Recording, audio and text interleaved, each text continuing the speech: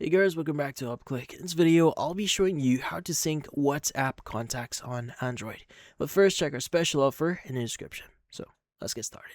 So if you want to sync your WhatsApp contacts on Android here and just basically have it work properly as it should, well, the first thing that you want to do is you want to open up your settings inside your phone. And in here, you want to go and scroll down a bit, and you want to look for the apps section.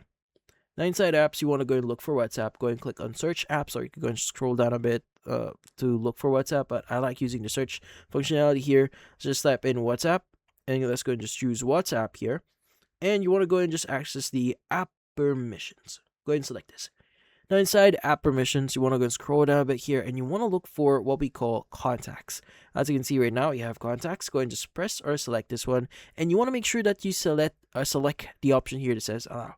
So if WhatsApp does not have access to your does not have access to your contacts information, your contacts will not sync. So that's why allowing it helps a lot. So you could go and just go back in here, and that should basically sync your contacts in WhatsApp. And that's about it. So, if you found this video helpful, hit the like and subscribe button, and watch our next video.